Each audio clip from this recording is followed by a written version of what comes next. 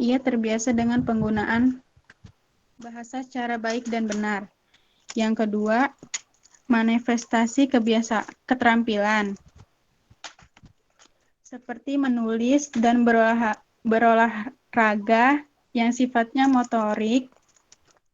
Keterampilan-keterampilan itu memerlukan koordinasi gerak yang teliti dan kesadaran yang teliti.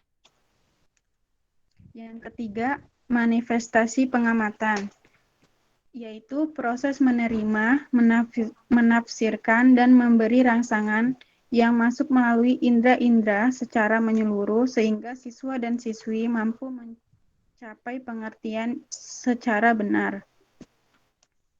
Yang keempat, manifestasi berpikir asosiatif, yaitu berpikir dengan mengasosiasikan sesuatu dengan lainnya yang menggunakan daya ingat.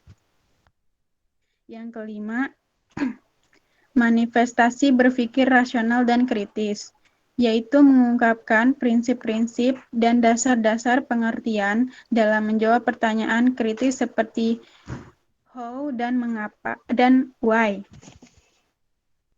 Yang keenam, manifestasi sikap, yaitu kecenderungan yang relatif menetap untuk bereaksi dengan cara baik atau buruk terhadap orang sesuai dengan pengetahuan dan keyakinan.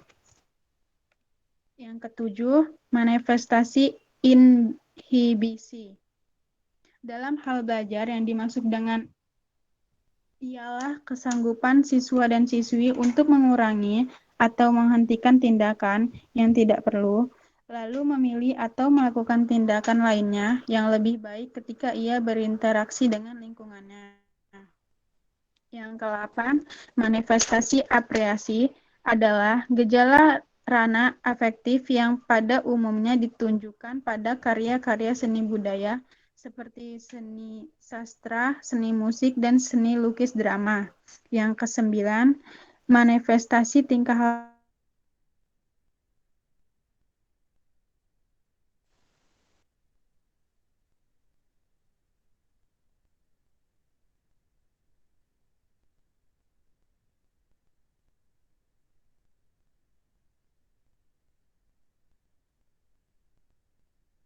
Suaranya hilang, Sah.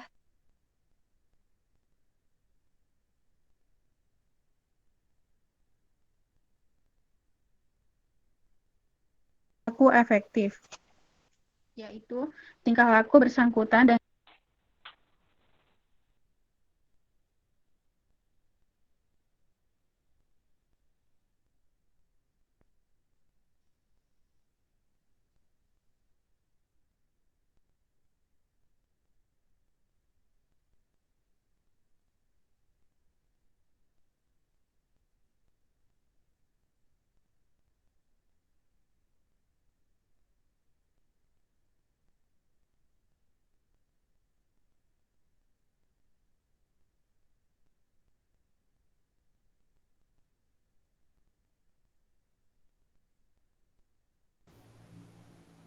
Baik, yang selanjutnya ada ragam belajar.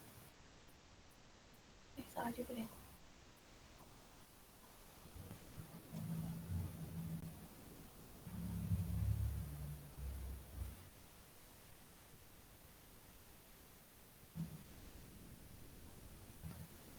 Yang pertama ada belajar abstrak. Belajar abstrak ialah belajar yang menggunakan cara-cara berpikir abstrak. Tujuannya yaitu untuk memperoleh pemahaman dari pemecahan masalah-masalah yang tidak nyata. Dalam mempelajari hal-hal yang abstrak, diperlukan peranan akal yang kuat di samping penguasaan atas prinsip, konsep, dan generalisasi. Yang termasuk dalam jenis ini misalnya belajar matematika, kimia, kosmografi, astronomi, dan juga sebagian materi bidang studi agama seperti tauhid. Yang kedua ada belajar keterampilan. Belajar keterampilan adalah belajar dengan menggunakan gerakan-gerakan motorik, yakni yang berhubungan dengan urat-urat syaraf dan otot-otot atau neuromuskular. Tujuannya yaitu untuk memperoleh dan menguasai keterampilan jasmania tertentu.